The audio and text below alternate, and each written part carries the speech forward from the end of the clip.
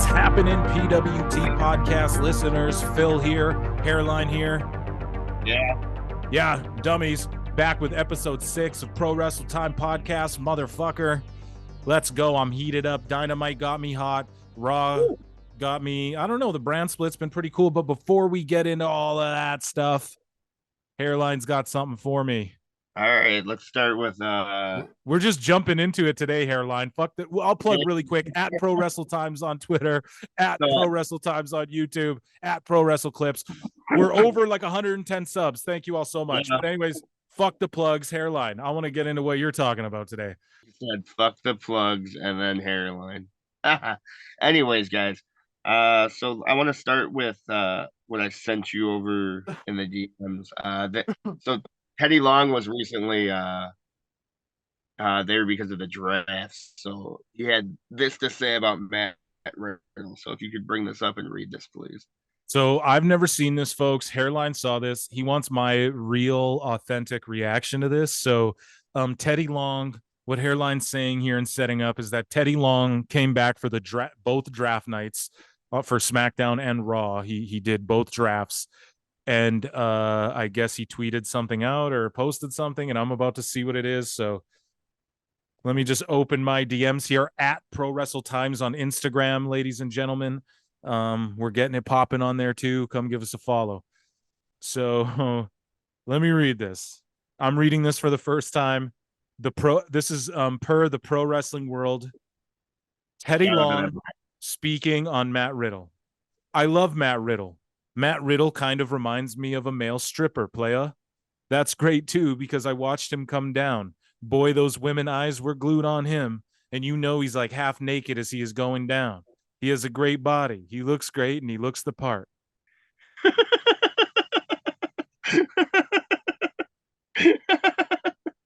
Damn, I guess Teddy Long likes him some fucking white chocolate or something. What's going on with that? Oh, isn't that absurd? It is, man. And we said it on the last show. Riddle's a fucking wild boy, bro. Yeah, I just wanted to start this week's episode off with some laughs. That's super funny. Yeah, anything else? We got 2 other surprises for you. We're gonna do one right now, okay? Okay, yeah, let's do them both. All right, so recently I have not been able to listen to Jim Cornette. Yeah. Anyways, man, so today at work I listened and took notes to Jim Cornette and Brian Last reacting to the Jungle Boy news. So I want to go through that Jungle Boy over in Europe at that fan convention shit. Okay. Yep. Yeah, I heard. So just before you jump into what you have there, so I heard this clip, and I think I came to you. I messaged you like the morning I heard it, and I was like, "Oh, Hairline." I was like, "You gotta hear what they're saying about Jungle Boy." Now, since this happened, people have posted clips from that event, and other people were like, no, he was really good. He was really sweet to me. And we don't know that, like, we don't know that those fans could have been obnoxious ones, and it's all subjective and But nonetheless, though, like, this doesn't shock me. This what was said made me go, oh, that makes sense, because the man seems so disinterested and bored, and like he doesn't care to even be there. But yeah, let's get your thoughts on this, Hairline. Let's hear what you wrote down. Do you want to play the clip, or should we just get into what you think? Yeah, let's just get into what I think, man. Let's go. Man, just like, first off, man, did I missed listening to Jim? It was good hearing him, made me laugh and shit. But yeah, man, so it was just basically like my notes here. There were short lines for Jungle Boy. It's like, well, obviously there was when you So for those of you listening who might not know, Jungle Boy went overseas to this. He was in Ireland, or he's in the UK. I guess Ireland's part of the UK. Yeah, it's like they're going to be out there for that Wembley shit. They're going to be out there for Wembley, so they're doing promo, they're doing fan meets, and Jungle Boy's out there with, I think, Anna Jay and Ruby Soho. Sorry if I'm leaving anybody out. And what happened was, they had like a convention where Jungle Boy has like a lineup. And then you get to meet him, and then you can pay for packages like, oh, he'll sign this, or you get a picture with him, or you get a voice note, because I guess they're doing that now.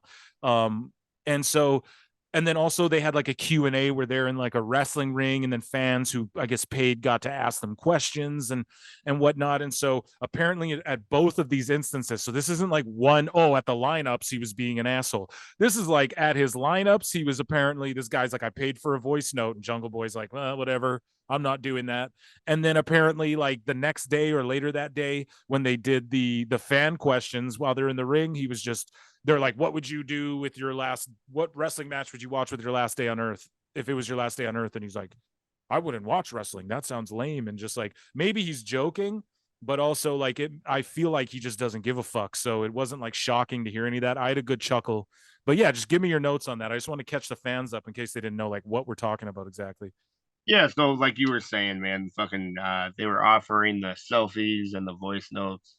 And it was just him at his table with his assistant who was over there working the con and whatnot. His handler, didn't he have like a specific handler like from Ireland or something too?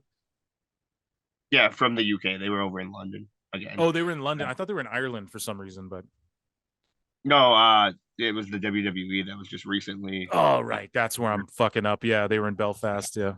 The Titanic. Anyways, yeah, man. So it was just like this fan approached Jack and wanted to get the selfie and the voice note. And then when it was time to get the voice note, he just kind of shrugged it off and wasn't interested in doing it because it was for this guy's podcast, is what I'm assuming. And I mean, that can be obnoxious too. Like, imagine, like, yeah, dude, I'll give you a voice note, like, hey, Brandon, happy birthday. But instead, this guy's like, yo, can you give it for the pod? Now, I could see how that could be a turnoff. Like, you don't go and say, oh, can you do it for the pod? Like, we don't know, neither here nor there. I don't know if it was part of the package, though. You know what I'm saying? That's kind of bogus. Yeah, it is. It is lame that he paid for a voice note, and Jungle Boy, instead of saying, oh, I won't do it for the show, he could have just said, well, I don't want to endorse your show. Because that, and we don't know that it was for the podcast. I'm just like, well, the guy who wrote the letter to Jim Cornette did say it was. He did mention it was for my podcast. Yeah. Okay, so don't do that. Like, here's the whole thing, right? Like, you like, okay, if we pay for a cameo for this show, we're gonna be direct. Like, this is like, this is for our fucking podcast. We've thought about getting an intro from someone, and if they don't feel comfortable doing that because they feel like that's endorsing our show, I completely understand that. But yeah, man, so basically after this interaction, the guy got his selfie with him and whatnot, and it was just all awkward and shit. And then he was just asking Jack if he had any other like local show bookings or going to be out here again, and he told him he's not traveling out here again, which is I find it funny in the first place because it's like, well, I guess you got to come out over here for Wembley, but whatever, bro. Right. Oh man, that just reminded me of something from this Dynamite. We'll get into it later, but unfortunately, but yeah. Anyway, so Jack went back to put it on his phone and whatnot. But yeah, anyway, so like also like you were saying at this convention, they also had the questioning with Ruby Soho and Anna Jay and whatnot. And that's where he was asked the question about if you could watch one more wrestling match before he died, which match would it be? Yeah, like the question was posed like, it's your last day on Earth, you're gonna die tomorrow, and you know it. What's the last match? And he couldn't even give him a hypothetical. He's like, I wouldn't watch wrestling. That seems lame. All right, that's why your show's got 776,000 viewers. Well, dude, and so he's at a convention called We Love Wrestling. Yeah, dude. Bro, you don't love wrestling. Yeah, and even if it's tongue in cheek, like, dude, work the gimmick for the fans. But the thing is he was, because his fucking gimmick is this uninterested guy who seems like he doesn't want to be there. Anyway, so yep, yeah, and then he said basically, fucking, he looks for towards Luchasaurus.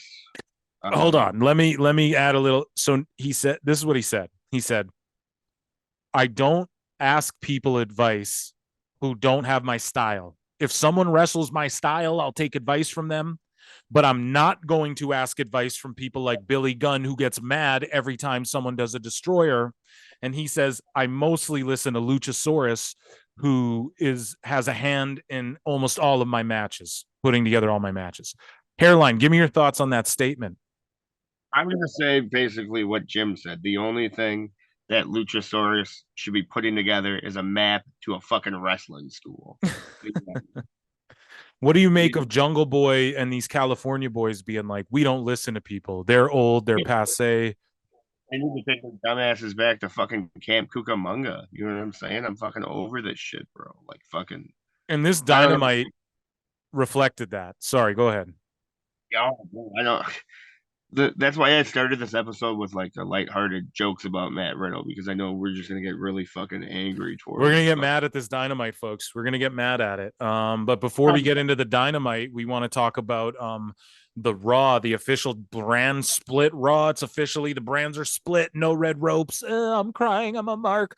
Now get the lies, the money. We're in it together and do it. They say nothing's for it. Now it's the deck, the call, to break, the fall, the come on. Come on, let's get it out. Move to the music. Play that fucking music. Raw review, folks. You feel better now? I do. You got that out of your system. Yes, the brand split is in full effect. Hairline. Woo!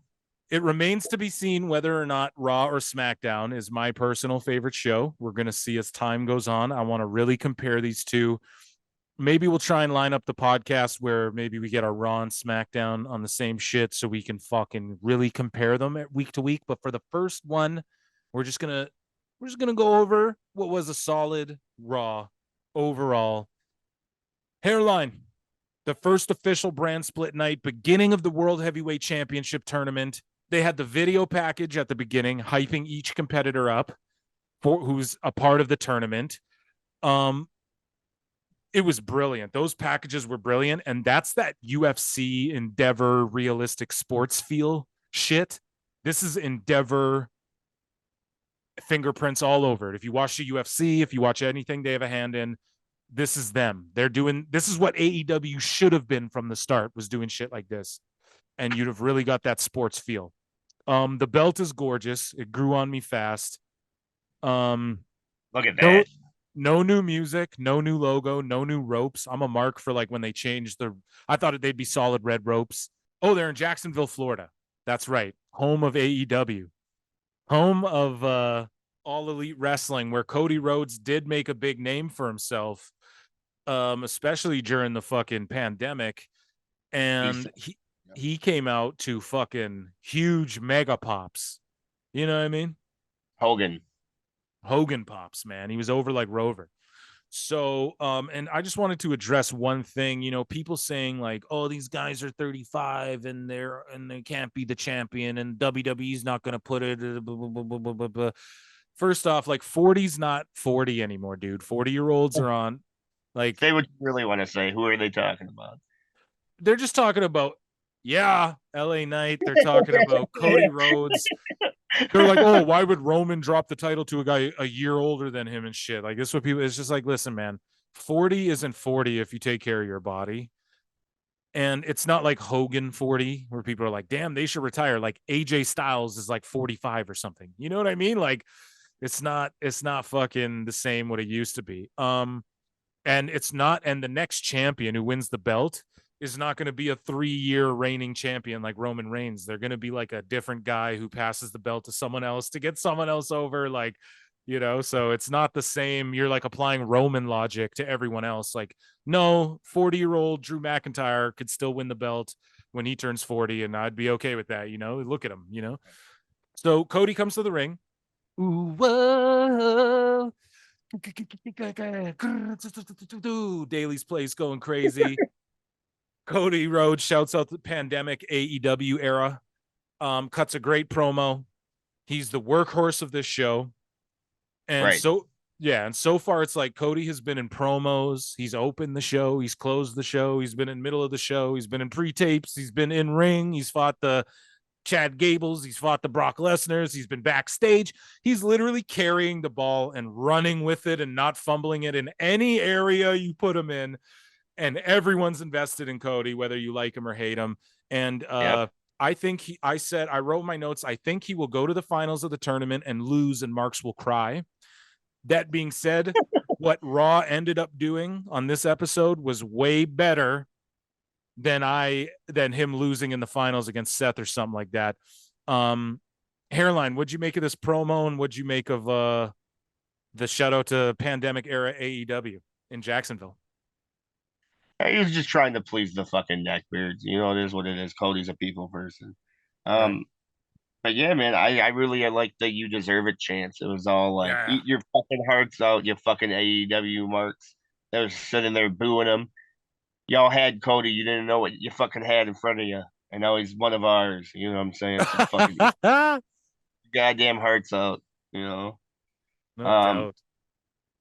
another man's trash is another man's treasure. You know what I'm saying? Anyways, man. Um, yeah, I agree. What was coming up next is Cody Rhodes going for the title, daddy, the chase. The chase So is still on, daddy. The chase has only begun, daddy. correct. So next up, I think we get like they kind of explain like or what happens is Cody goes, yo, graphics guy in the truck, like pull up the fucking graphics for the tournament. And this tournament format, part of me is weird. The triple threats and then the singles. It's weird, but it is new. It is different, unique. So I'll give it a chance, but they're just trying to fit it all in before Night of Champions instead of doing a bunch of Correct. singles. And they're trying to keep people strong, clearly, as you saw in both triple threats. They really tried to keep certain people strong. But anyways, Rollins comes out, huge pops. This perhaps foreshadowed the finals, I thought. Drew McIntyre, nowhere to be found on either side of the bracket. There's rumors there's heat on him in WWE right now. You better calm down. What do you think about the possible heat on Drew McIntyre? I don't know what. So tell me these rumors. You know I don't dirt So cheater. what I've been told directly by somebody who knows Drew McIntyre personally, I was told that he like it's not that he's disgruntled or unhappy or whatever, or it's like specifically booking, but it's basically he's like, yo, I've been here. I'm the workhorse. I fucking won the title and carried shit during the pandemic until Roman's crazy reign. And I do all the house shows. I make the towns. And now Cody Rhodes and Triple H's NXT guys are coming in with fucking lesser dates, more money. Cody gets a tour bus, first travel taken care of. He's like, and I'm still paying for my hotel rooms, kind of thing. Like, that's what it is. It's not that he's like, fuck WWE. He's like, respect me, show me that you appreciate me, and his contract's coming up. And so I don't know if like at first I thought it was just the dirt sheets being like, there's heat on him because they're going to try and disparage him like they always do to these guys. But what's going to happen, I think, is he's just going to let his contract run up and then he's going to levy it with, Tony Khan and get the best absolute deal he can between Tony Khan and WWE, which he deserves. Pay him, give him his time, give him a belt. We love push Drew McIntyre. We love Drew. But right now, WWE's not fucking with him and they're not putting him in this tournament because, well, he might leave when his contract's up if they don't start respecting him the way that they should be. So what do you make of all that? Man, I don't want to hear any of that. Yeah, I know you don't want to hear any of that, but what do you think about like the fact that, it's like shit like Cody and Braun and the shit like you put over, you're like, oh, Triple H killing it, but it's sort of frustrating some people, Like Vince loved Drew. Let's be real about that. Let's be very clear about that right there. Oh, Drew, you know what I'm saying? I don't want to you know what I'm saying? All this sucks. I get I guess if Tony Khan would pay him more, it is what it is. But dude, I'm pretty sure. Tony Khan would give him first class, pay for his shit, give him health insurance, give him a bus. Tony would do all that for Drew. Right, but then he would be on Dark.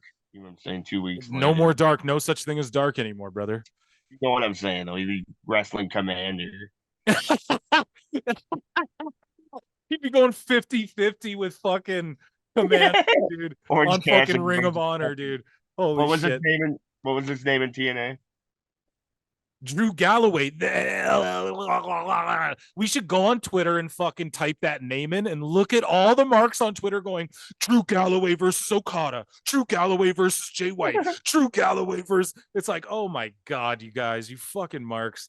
Shut the fuck up. Anyways, were we talking about Raw? We were talking. Yeah, we were. Sorry, we went off on Drew McIntyre. But anyways, so Seth is doing this new thing with his entrance though, where the people sing.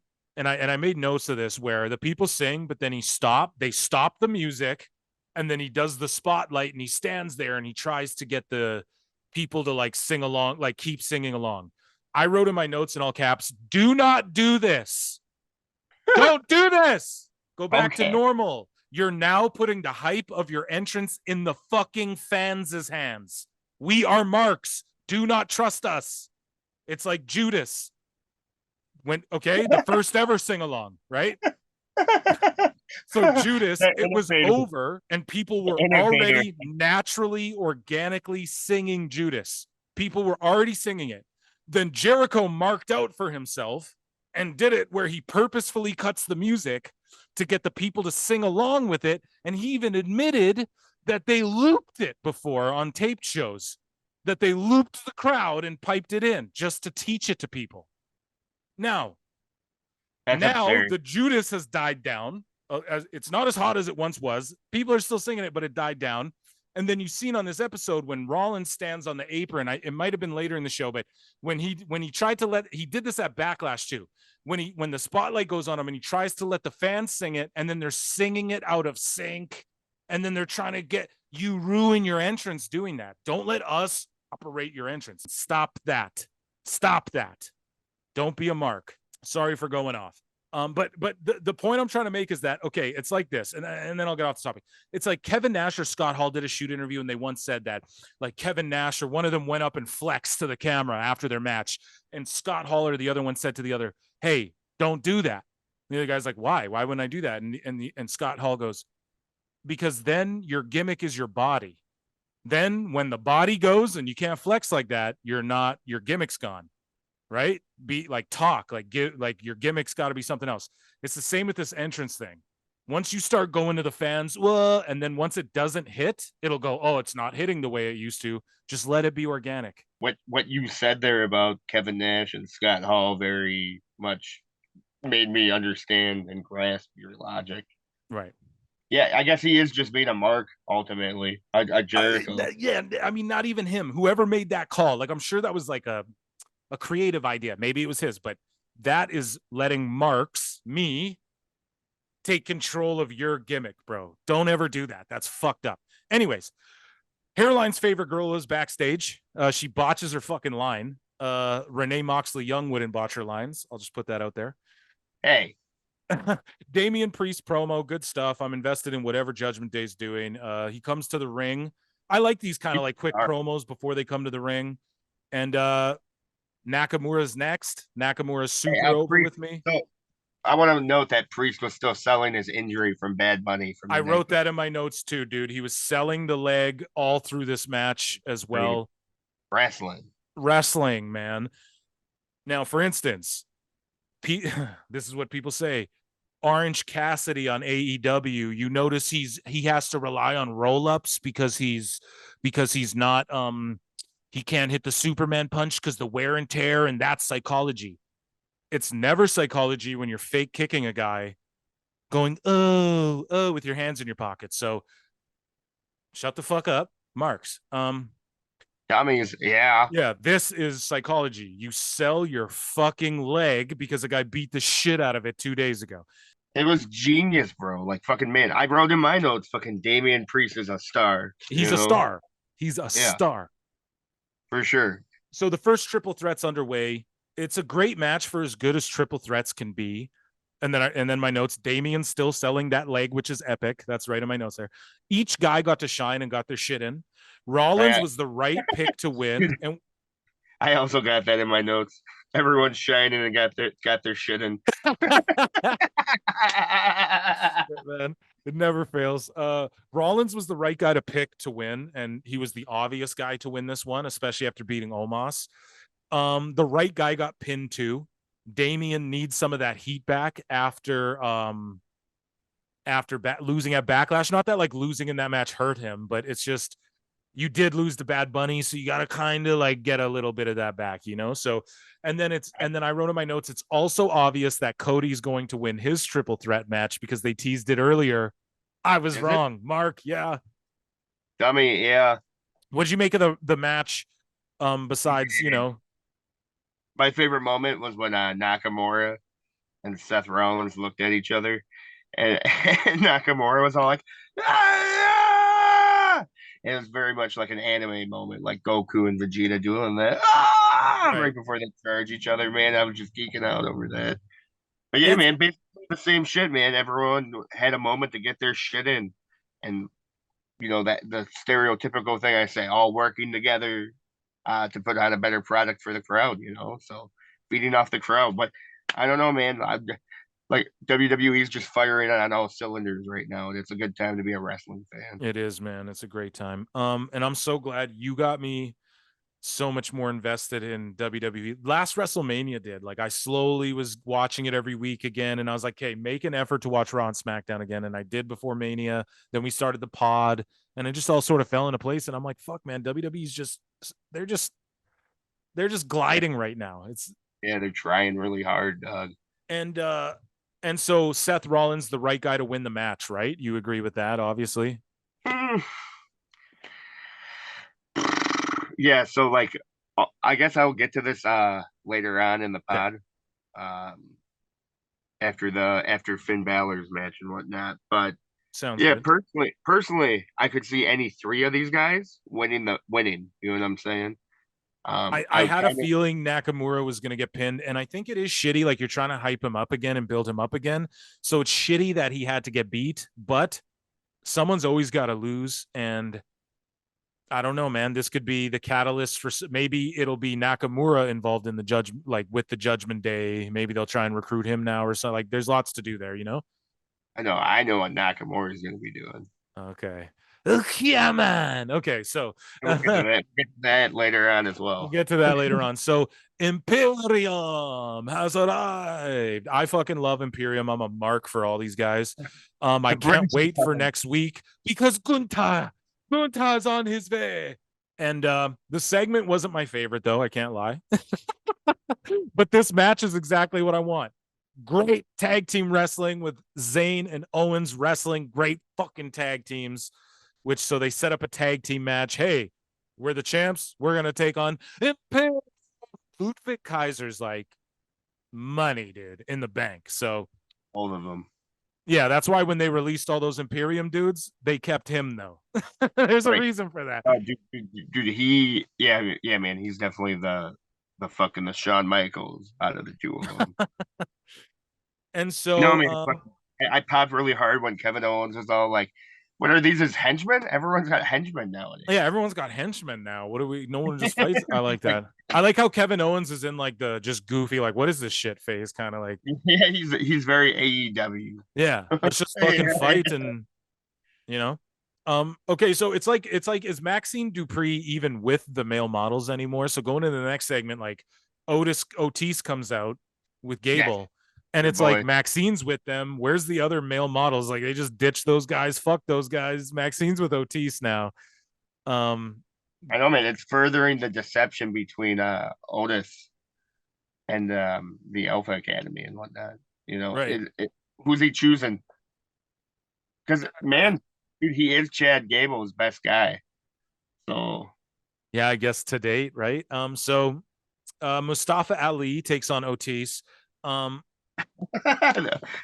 The fucking the free agent Mustafa Ali. Right. And this is so I have zero interest now, unfortunately, in Ali. Like he's gone through these gimmicks. He puts everything into them, but they're just his gimmick now. Is he supposed to be the New Day? He's like, exactly. He's like, I'm positive. He's what they tried to do with Jinder Mahal. They tried to make Jinder Mahal like, peaceful. I'm an India peaceful guy. And then now they're just redoing that with Ali because he's an Indian and yoga. Oh, yeah. Yeah, I know what you're going to do, pal. You're going to do yoga. Yeah. Yeah, you're going to do yoga. You're going to talk about Zen in your third eye. Yeah. That's good shit, pal. Mustafa Ali, you're a free agent. You're gonna do jobs on SmackDown and Raw, and if you don't like it, He's going to be sent to NXT. right. Ali sold his ass off. Otis was the big guy. He's starting to get booed here, so maybe Otis full-blown heel turn, or did they pipe the booze in? I don't know. It was a decent match. Ali's a free agent, so it's just like I thought he would job everywhere, but he actually beat Otis, but that just buries the draft because why the fuck did Otis get drafted, but this guy who wasn't good enough to get drafted just beat your guy on Raw?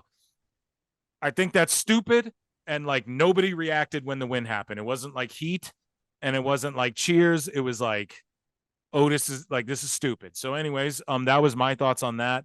Otis heel turn, please soon. What were your thoughts on the match? Let's just move on. Let's just move on. So Miz's promo, great stuff. Yeah. He makes his way to the ring. I love these quick live promos right before hitting the ring. I said that before. Yeah, man, I like him a lot too. The history maker, the Miz. No, right. He said respect on my name, and I put in my notes, I've had respect on your name, Doug. Been had respect. Ooh. And so we're breezing through this tournament too. This was in like at the like before hour 2 is even like we're like an hour and a half in the show. We're going through the second match, but it's because we're gonna have in the finals, we're gonna have people fight each other. So Miz versus Finn versus Cody. I'm invested in Finn and Cody.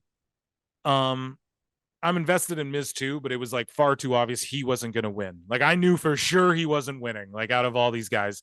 I thought maybe like obviously I thought maybe if they did like a triple threat or a fatal 4-way in the final, it would have hit harder than having them in the preliminary rounds. I don't know. I just thought it was a little weird, but again, I gave the tournament a fair shake. Not my favorite format, but I digress. Cody gets double entrance pops. He comes out again and his entrance gets all the fucking pops again. The people were getting their money's worth tonight, but this was another exceptional TV match as far as triple threats go. But the crowd died a bit until Cody crossroads the Miz there, and he was about to win. And then that's when Lesnar jumps in, and that story's going to continue. And this was good shit. This was good shit, pal. Finn Balor gets the win. The guy so Brock Lesnar hops the barricade. He pulls Cody out as he's about to get the pin. Balor hits the coup de grace, gets the pin. Remember, Balor was the guy they put the Universal Championship on the first ever time. So it was like, oh shit, a callback to that a little bit. Great swerve. Finn's over too. The Judgment Day is over. So it's like you might as well get him and them involved in that world title picture, whatever way you can. And then Brock, black eye, his cuts leaking, he's got stitches, and he's no longer Undertaker Brock. No longer. It's like hardcore, emotional, fucking will do anything to exact his revenge on Cody. Nobody makes me bleed my own blood. Not even me. Cody, what do you want to talk about? Cody, what do you want to talk about? And then look at this face! Yeah, dude, look at me. Like the emotion just killing Cody. Yeah, they're going to have a Hell in a Cell or a street fight next or something. You know that. They're going to go in a cage or something like that. Was this Paul Heyman? I think everything Brock does has Paul Heyman involved in it in some way. And I think Cody knows how, like, okay, when Brody Lee came in to AEW and squashed Cody for the title, whose idea was that? I promise you it was Cody's. So that's all I'm saying. He knows how to work. When Cody did the cage match with Wardlow, who put that match together and whose idea was that and who called it? Cody. Oh yeah, that's a good idea. Yeah, okay. So with him and Brock, it's like I'm sure Cody has input in this and he knows what he's doing. He knows what he's doing, daddy. We've never seen Brock like this, like desperate and deranged and like vulnerable. And I predicted before Brock would be here on Raw and on television more than Roman, and that's turned out to be true. And I love this. And I love how Brock, as he walked off, even though he's all serious, he looks at the world title and he just laughs at it, chuckles at it like fucking Mark's fighting for your Mark belt. You know, like I love it. I love everything about this. Hairline, give me your thoughts. Man, so match wise, I really enjoyed when Cody did that double Cody cutter. That was fucking sick, bro. Fucking sick. But yeah, man, it was basically that, dude. Brock just was very intense, and it was a different side of Brock we haven't seen before. Like I said, the look at my face. Like, who has ever done this to Brock Lesnar before? No You one. know, right? And it adds to the finish. Everyone crying about the finish. Well, guess what? And everyone's like, "Oh, Cody's just gonna go with the world title. It's so obvious. They made a belt for Cody." Guess what? Brock. Yeah, this story's continuing. Brock and Cody Rhodes are now in, you could consider, I guess, a medium term feud. Awesome. No, man, listen. This is the WWE where we do long term feuds. It's the AEW marks they can't process what's going on here. What do you mean they didn't give him the belt? Right, and I could see this one going until SummerSlam, dude. I could. Oh, for sure. We just sucked. That's the whole segment's dick and balls all over. So let's move on and blow some more epic WWE and slobber all over this, because Dom and Rhea come out and they're the modern Eddie and China. This shit is so awesome. I think we talked about this last episode, but Buddy Matthews keeps commenting under every like Rhea and Dom thirst post, being like, "I get to touch the booty though." It's like, bro, we know. She squashed Dana Brooke. It was very clunky. And bro, I wrote in my notes, this doesn't even look like it's the same girl. No, man, people are gonna say body shaming and whatever. Man, you ladies do this to guys all the time. Okay, so it's fuck just you. my opinion. It's whatever. She looks like she got a bunch of shit done to her. I don't know, man. There's a lot of stuff going on. I'm just gonna. Rhea beats up Dana. Yeah, none of that takes away from her in ring performance. I didn't like her in ring here, dude. It was clunky. It was a clunky match. Yeah. No, I'm just saying though. I'm just saying, like, my personal opinion of her appearance has nothing to do with her in ring ability, which is also very green. Right. And her boyfriend will show up at your house and knock you the fuck out. He's done it to trolls before. So we love you, Dana Brooke. Dana Brooke's boyfriend is like this MMA fighter, and he's like undefeated. He's like an older guy. I think he's undefeated. And there's a story from a couple years back. Some Mark was like trolling her on Twitter, and the fucking Mark was like, "I live by you," whatever. Her boyfriend found out where the guy was, went to his house, knocked on his door, and fucking starched him, and then left. Right? So, dummy, yeah. So Rhea beats up. Sorry, go ahead. Let me say this: if Dana Brooke feels good about how she looks, whatever. I didn't, technically, I didn't say anything. Yeah, negative. I wasn't trying to trash anybody. Yeah, all I said is she doesn't appear to be the same girl when I first watched her years ago. And I don't know if it's age. I know she's older in age for these girls. No, bro, she for sure has plastic surgery. But like, yeah, I think it's a bit of that, like wearing off. When that shit starts wearing off, bro, like just don't do it, ladies. You look so much better without it. And I don't want to beat a dead horse and whatnot, but this isn't about how she looks. As far as her in-ring performance, I don't know, man. She's still the same. Like, she hasn't progressed at all. No, but like people chalk that up to, and they go, well, she's had like 3 matches in the last year. Like, how do you expect her to get good? But if I was her, I'd be like begging, send me to NXT, send me to NXT, send me to NXT. I'd be begging for it. Like, yeah, really, she should go to NXT. That would be awesome. Dude, it would. Yeah, and with Mandy Rose. Yeah, I agree with that completely. Yeah, dude. So anyways, Rhea beats up Dana after the fucking match, and then Natty comes out. Yes. So they need a good worker, obviously, for Rhea's next defense. I'm telling you guys right now, line them up and knock them down. Rhea's going to be your women's champ for a year or 2. I'm telling you that right now. Yep. Maybe she drops it to one person, but then gets it back again somewhere within this time frame. But she, for the next year, get ready for Rhea Ripley as champ. So, and also, like, this was just Natty. They just have to set up a bullshit match for Night of Champions. Someone for Natty, and Natty's wrestled in Saudi like a handful of times already. So, obviously that's why they're doing this. So next up, we get a great package for HBK and NXT. And I love that. I love that it's like HHH, like Triple H started fucking NXT, and now HBK is running NXT and doing it his like early WWF rockers way. I like that, man. Because Triple H started on the indies and he had to grind it out in WCW, and then he showed up in WWF. You have HBK and he's like like an early, like the Rockers, that old early 90s late 80s shit, and that's sort of what NXT is right now, so I love that. I love how it sort of evolved over time. And these packages let us know like they're actually serious this time about the call-ups. They're actually going to do shit with these people, Yeah, you're right.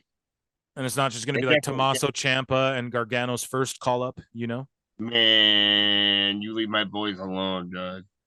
Well, we'll get to that in a minute. Zoe Oh, Stark. yeah. Bro. You were popping. Oh God.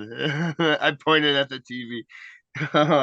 Because because she was all, oh man, I'm getting to it way too early, but just when she was all like, oh, these three, and I was like, these three, huh? So Zoe Okay. Stark All right, does a keep promo, going. and she gets booed worse than Byron Saxton. I think these were piped in. I think all of Starks' boos are piped in. I think they're just trying to get her over as a heel, but it's like she does flippy shit. So why would you try and Yeah, get her to do a she's heel? okay. She was just very monotone, but like as far as what she was saying, she's got mic skills. She just needs to work on her delivery now. Yeah, I wrote she seemed nervous. I didn't really sense that, but yeah, it definitely wasn't, Her best work. right. So moving along, Zayn and KO come out, and Yeah. Florida seems like the least hot place for Zayn in a long time. It feels like this match is awesome, and it's exactly what I love about Zayn and Owens as tag champs.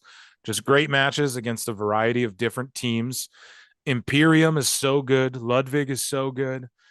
Ludwig selling his facials. It's all the little things he does, like in between the moves. No wasted motion, no wasted time. It's all money. And the psychology, even when the ref's back is turned, Imperium still tags in and out. They're the ring. They respect the mat. So even when the ref's back's turned and they're healing, they're still tagging in and out. Unlike the Blackpool Combat Club, who say they love the ring but stab guys with spoons and shit. What were your thoughts on this match? Oh man, this match was the definition of tag team wrestling. Right. Through and through, bro. We called it. We said Sami and Kevin are just going to elevate and make all these other teams step up. Yeah, so like I'm gonna make a quick note here on commentary too. It was great. Fucking when Imperium was coming out, he who it's KP, right? Is the Uh, other Kevin Patrick and Corey Graves.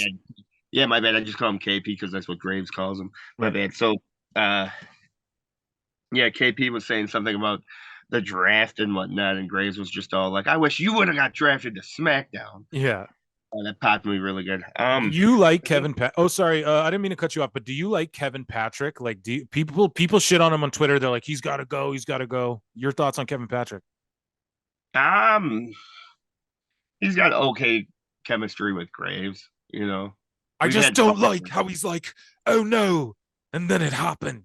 Like it's like fake hard bodiness. He talks under his breath a little at Backlash. Whatever. I don't know if Graves wasn't there, they'd be hurting. Is all I'm gonna say. But Graves makes it tolerable to where I'm like, okay, when he says shit like that, I wish you got drafted, KP. I go, this is why I tolerate KP. So we can get shit on. Yeah, I don't know. I think they have really good chemistry together, man. But it's definitely Graves carrying it, And then, yeah, I guess it is the element of Graves just shitting on him the whole time. It's very reminiscent of Graves and Byron. Right. Shut up, Byron. Um, so we go backstage. I was hating on this before, but I'm really feeling how Sonya Deville and Chelsea Green are wearing matching shit, and they're really doing this like Karen thing. Like they're really, I am enjoying it. Okay. Hairline has this gets his Mark Fantasy fucking way reunion on Raw, and they kept it backstage. Thank fuck, because no one gives a shit about this other than you. Hey, hold on. And Graves, you want to talk about Graves popping? Graves popped me right here. The way comes on screen, and then Kevin Patrick's like, "Oh, what's going on here? Oh, look, the way." And then Graves go, "That's a weird family. That's some weird deep internet stuff right there." Like, I don't know what's going on. That's some weird deep dark web stuff or whatever. He said, "Fuck, I popped for that, dude." Tell me how you reacted as it scrolled over to him. I literally went, And then I went, watch, Dexter Loomis is gonna walk up, and then he walks then he walks up, and I just went, ugh. But I did write a positive note. They kept it backstage for good reason, because again, no one cares about this but you. I jumped up. I was like, yes.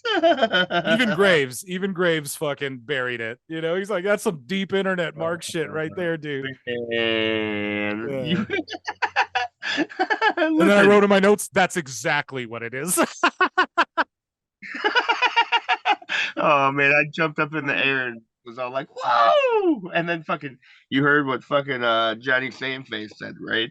Yeah. If he said he's coming, so who is he? Oh, we already know. Yep, you're goddamn right. Yeah. Yeah, so anyways, I got nothing to say, brother. I got nothing to say. Next up we had Mickey versus Zoey in her debut on Raw. In her debut. I don't like that they're again beating Nikki, but they need someone for Stark who can work good and she can show her moves off against. The people booed the shit out of Stark, but I think it's piped in. It really sounds phony to me. What were your thoughts on all this? I really liked so I'm not a fan of the flippy wrestling, but I really liked Zoe's little corkscrew flip she did from the outside of the ring into the ring. Right. And then Mickey just made her look fucking awesome. You could tell like Triple H or someone was like, man, make her look like $1 million. This is my fucking girl, blah, blah, blah, blah, blah. Right. Do you think that Zoey Stark, can you see her being one of these top girls in the division right now? I know it's too early to tell, but I mean, I just feel like she's got there's something that doesn't connect with people, I think there, but I can see her being the top face of TNA. And I get like, it's not even like disrespect. I'm just saying she I don't know, man. Like, okay, let me ask you this: can you see Zoey Stark on television with the world's championship? You know what I'm saying? Not obviously the world's championship, like Nick Aldis had, but you know what I'm saying? The championship. Can you see her on television with the championship? absolutely not. No, hold on. Here's what I'm saying though. Like hosting I'm sorry, I'm botching here. Can you see her on TV doing an interview on Fox News or something? You know what I'm saying? Or Regis and Kelly? No. Right. So there's your answer. Exactly. So, pardon me? Can you see her as the TNA Women's Champion? Oh yeah, dude. I could see her versus Deonna Purrazzo right now. Watch Impact, guys. Watch Impact. That's all on Zoey Starks, Doug. Yeah, I mean, I'm giving her a fair shake here. But anyway, so Rhea and Dom are backstage. Xavier Woods interrupts. Why is he with Tozawa if Kofi got drafted with him? Xavier challenges Dom. I'm not really, I don't know, man. The New Day's they've got to get back together, or they've got to like all turn on each other and shit, because I don't know, man. I don't have any interest in Woods right now. It's weird. He went from being so over with me to like, I don't care. You know what I mean, dude? Like, I don't care about this whatsoever. And like, this is the one time I went, I don't care about what Dom's doing, but I know they'll have a great match and Dom's going to win and blah, blah, blah. It's to keep his heat going. But just Xavier Woods, man, just focusing in on that part of it. It's like, God damn, figure out what to do with this guy. Because he's got everything. Great work, great look, great talking ability. It's like, if the New Day aren't going to be there, I don't know. He's just a jobber. Like, wasn't he the king of the ring before, you guys? Come on. I don't know. Anyways, so Trish is putting up missing Becky posters. You like that? Yeah, it was fun, man. Oh, you don't think I didn't like that? No, well, I don't know. I didn't know how you'd feel about it, but I know like I'm into that. But the only problem is that like it piqued my interest because like, or it stopped piquing my interest because like, how do I explain this? Trish is still hot as fuck, both literally, like physically and figuratively, like with the crowd, right? Like obviously they're piping in shit, but like, or what you called out the other week, and other people called it out too after our show. I was listening to other shows and people were like, yo, those were fake as fuck boos and stuff. Oh. I'll watch her, right? She's a legend. But like putting the posters up, and then she did the fake Becky music, and then she trolled, No, and then the real Becky music. This would have all been good if she did this for like a few weeks, but they're just cramming to make a story for Saudi or whatever. I just I just feel like this is a very AEW. Usually we say, oh, WWE or AEW, they're doing very sports entertainment, and this is very WWE. I felt like this was very AEW. It's like, okay, tonight you show her putting up posters, wearing a Where's Becky shirt or whatever. She trolls the music, but then in the same night, the music troll, not only the same night, but 5 minutes later, the music troll, but then it's actually Becky. That's some shit you do. One week you have her doing the posters. Then the next week you have her troll the music. Then the next week you have her troll the music again. Then and putting up the posters going, where's Becky? Where's Becky? And then the fourth week, the go home show, you have Becky actually show up or whatever, or 2 weeks out from your big show. This was very AEW. They wasted the pop. The crowd didn't really react to Becky. And yeah, what were your thoughts on this? Yeah, so I actually liked it, but now that you point all that out, it would have been a lot better if they would have let it breathe like that and let each segment been a thing each week. Because all right, dude, in my notes, man, I have this is the best Trish has ever been on the mic in her entire career. Right. You know, like she could have easily carried this up to the fucking the next pay per view. Right. And yeah, I just think they're just stuffing too much in. It feels very crammed, but at the same time, this show's very good. You want to talk about crammed? You go over to Dynamite this week, and fucking Mox and Kenny didn't even get in the cage till quarter two. You know what I mean? It's like the fucking Daniel Garcia got more time than Kenny Omega on Dynamite. Okay, so but what I'm saying is, motherfucker, this was the Raw show's pacing was great, but they crammed a bunch of shit in for Saudi. You can tell they're just trying to get it in there. So, anyways, Dom versus Xavier. Dom has such crazy fucking heat. There's marks online who are like, they're piping in noise for Dom. You could not be more wrong about that. This was a solidly worked match. The New Day needs Biggie back, or they need to break up or do something. Dom won good. That's my thoughts on that. Fucking Graves popped me when he said Dom got spiked on his dome. Yeah. I laughed for a good 30 seconds over that shit. I don't know, man. I love any extra mommy we get, and just those two are really great together. And like Dom is really like, he's doing his laps and getting in his mileage and really learning how to work all this, man. So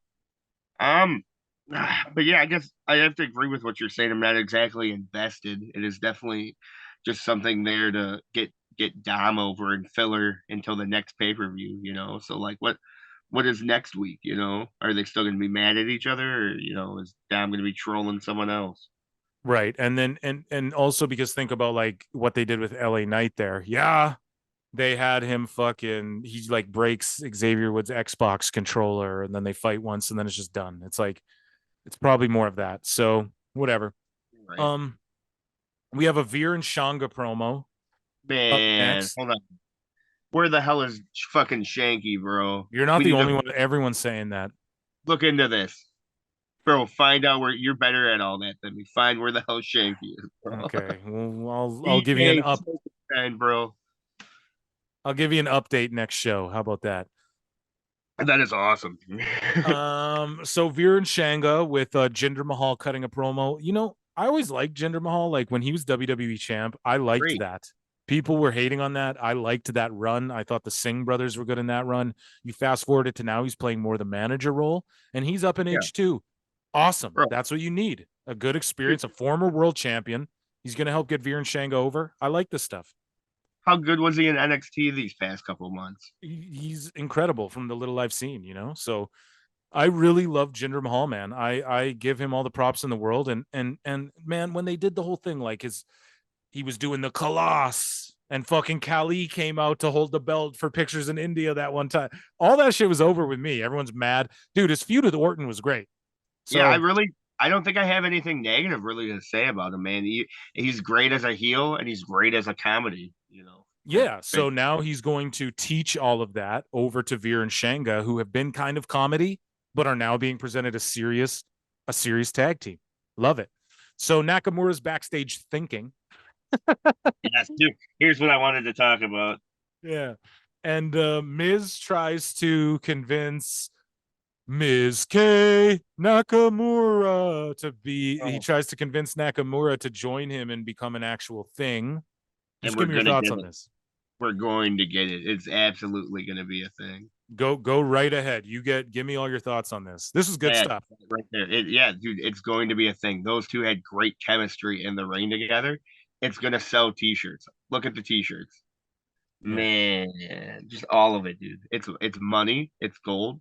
You know, it's got the element of arcade bro. You know, it's shenanigans. You know, right? And it's good. Like, and then eventually down the line, they can get a match out of each other with it. Again, well, they are right, and I think it's. I don't know. I like it. I just kind of like it's kind of goofy, but this is a way to like. You have Miz, who's one of the best talkers. You have Nakamura, who his promos are decent. Like, obviously, he's speaking English and he's with a heavy, thick Japanese accent, but he's still doing good. He knows how to like draw out certain things and hit the beats. Sorry, this is my mark, like script writing shit coming out right here, but he knows how to hit the beats of like he knows how to like stretch out certain things. He gets that the crowd is going to have a hard time hearing his accent, so he knows how to kind of send it home. And this is a good way to just have him doing great work, right, with Miz talking and just popping everyone and being funny and shit, you know? So I like this.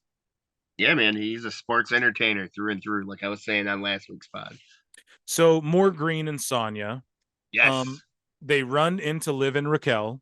And my note is, this is pure ass. You go ahead.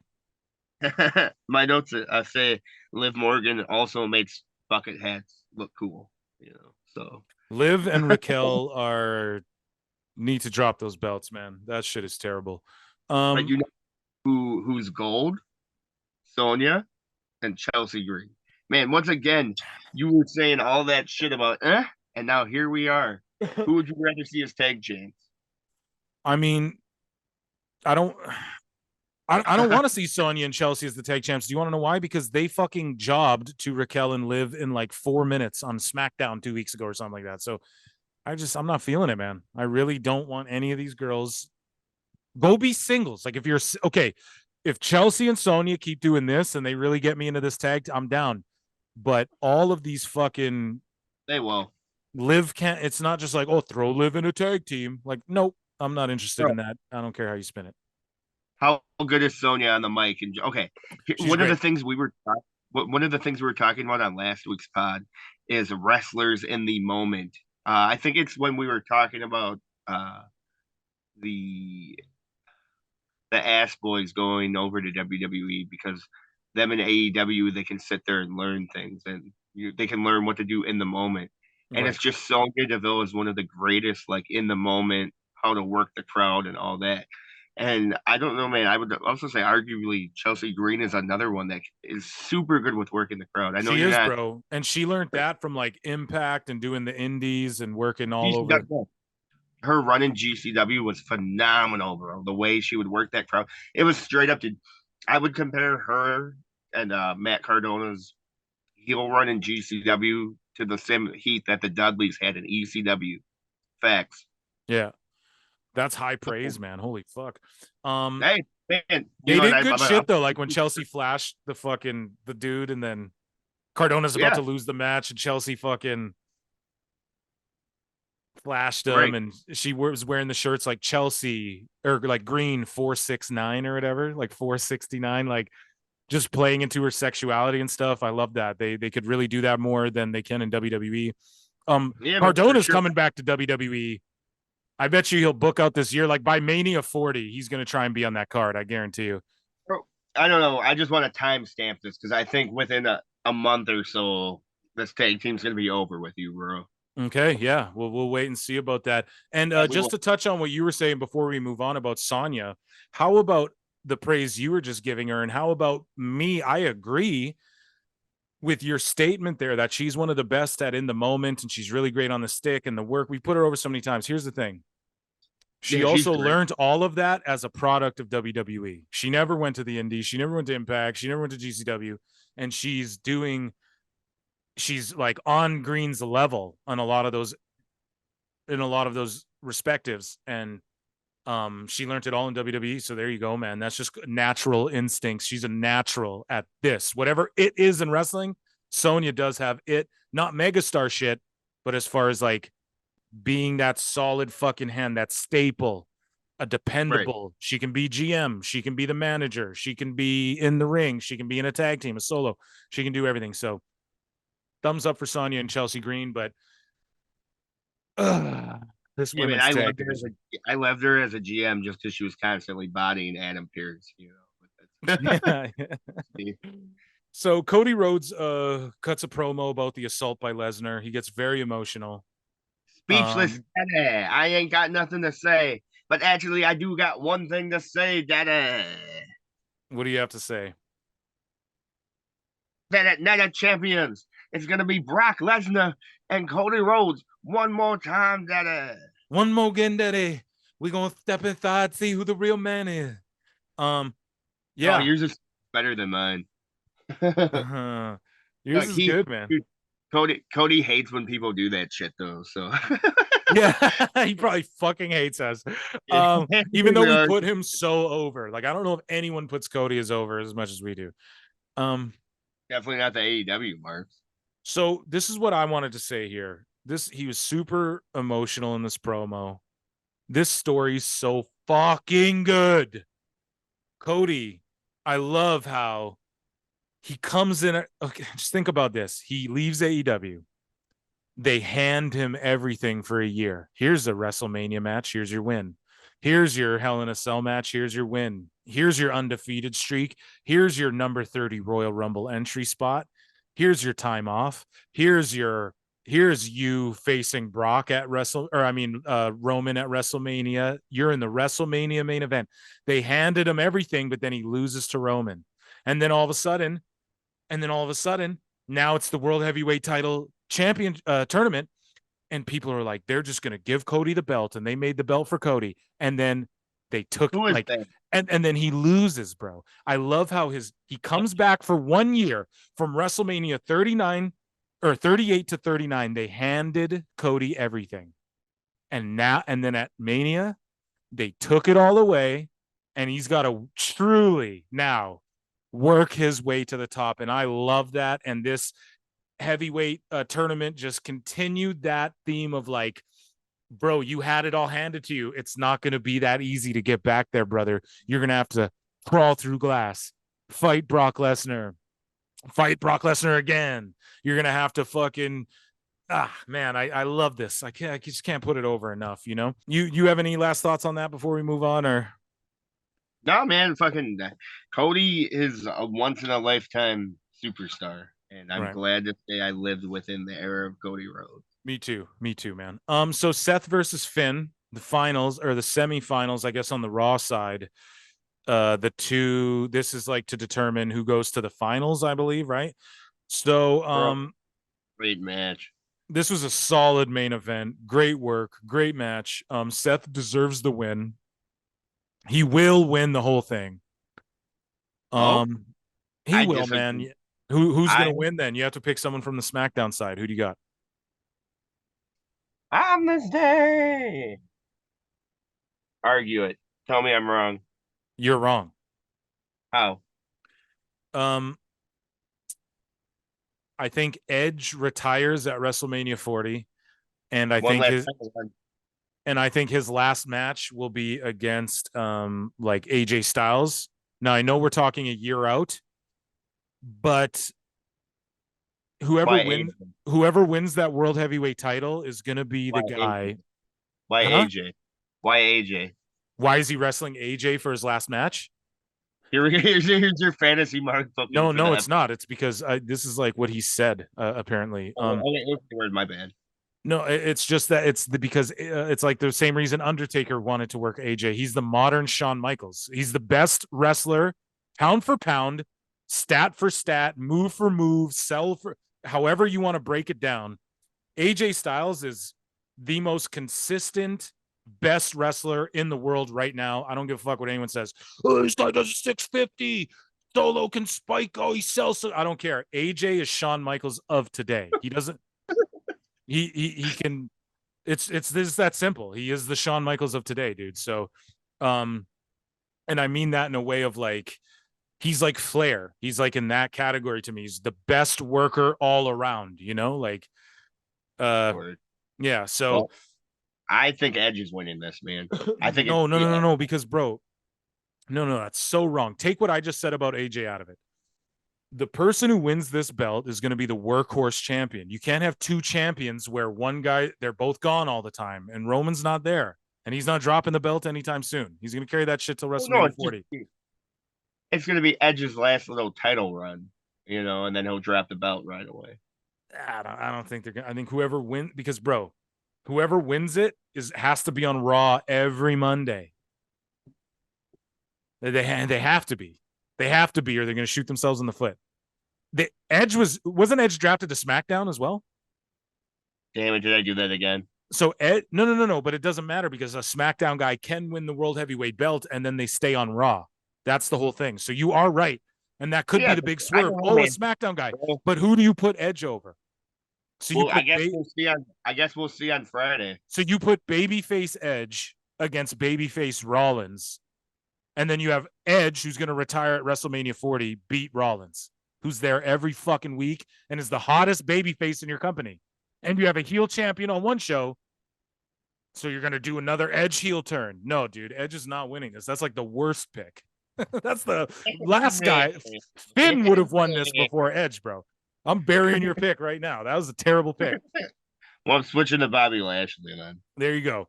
So, and then I just wrote in my notes here. I mean, Seth is going to be the babyface champ on Raw. Roman Reigns is the GOAT champ over on SmackDown, and Mox is bleeding somewhere with Wheeler Yuta. There you have it for the Shield. Doug, man, I want to say what I really liked about this Finn Balor and Seth Rollins match was when Finn did the Bronco the Bucko bomb to fucking to Seth, and he went payback, and the crowd just so much heat from that shit. Right. I don't know. Yep. I would like to say that I think the Bucko bomb is like arguably one of the most dangerous wrestling moves of all time. You know, because there's no really safe way to like take it. You know, or give it, because you got to think. Right. You're the guys in front of you. Like right in front of your face. So even when you do like a normal power bomb, you can stand there, you can look at where you're going, keep your feet planted, get the guy up, put him down. In this instance, you got to get the guy up, take 1, 2, or 3 steps, chuck him backwards, and hope that you land his like lower back area kind of on the, like, you know, it's tricky. Seth Rollins hurt fucking Sting with that move, hurt Balor with that move, because this was all a callback to like that Universal title tournament, right? So man, and outside of that, I really liked the schoolboy attempt that turned into the inverted stomp. Right. That was, I know, dude, these two together were just fucking smooth, man. And fucking Finn Balor really fucking took Seth Rollins to the limit, man. Like, this was the definition of taking someone to their limit, you know? I would show them this fucking match, you know? And 2 over guys, man. You have a guy who's in the hottest heel faction, and you have one of your most over baby faces. Perfection. So, and then another note, my last thoughts on Raw. First ever brand split, official Raw. Not the first ever, but first in this era, I guess. And this was the first Raw without the Bloodline carrying it and being the main focal point of the entire show. So what did you make of that? You know, no Bloodline on this show other than Sami and Kevin, but that doesn't really constitute Bloodline anymore. So honestly, I guess I didn't notice, bro. Right. Still a solid show. Yeah, it was a very good Raw. So in Dave Meltzer stars, Raw from Jacksonville, Florida. What do you give it, Hairline? I give it three Dave Meltzer stars for me this week's Raw. It wasn't the best Raw, but it was a pretty good Raw. Well, hold on. See, because like, man. So I have to do it like Meltzer. It has to be 1 through 5. I mean, I don't really care, bro. We're just talking shit. I don't. Well, okay, hold on. Dave Meltzer was First retweeting us, getting mad at us and shit. So I'm Yeah, I telling him he saw knows that. better. He seems to know better than everyone else. He's like, I was trained by the best. I was trained by the best in the business. Who trained him to clean his fucking room? No, Yeah, dude, you need some fucking Jordan Peterson training, motherfucker. Clean your goddamn but bedroom. anyways, I would give Raw fucking 4 stars. Would have been 5 if it took place in the Tokyo Dome. Let's go. Yeah, Yeah. man. And dude, it would definitely been fucking 6 stars if it would have ended with Okada instead of fucking Yeah. this fucking Finn Balor versus Seth Rollins shit. Right. There was no 6:30 flip on this show, so it was 3 stars. And I do miss some Naito though. Let me tell you, bro. I would be down to watch some New Japan here. Oh yeah. Are you ready for me to completely lose my shit and get super fucking mad at AEW? So like, are you me now? Is that I think we traded places when it comes to AEW and Dynamite, my friend. I don't know, man. My notes aren't much better than yours, bro. Yeah, I'm gonna go off on this episode and YouTube ain't gonna like it. Oh yeah, the comment section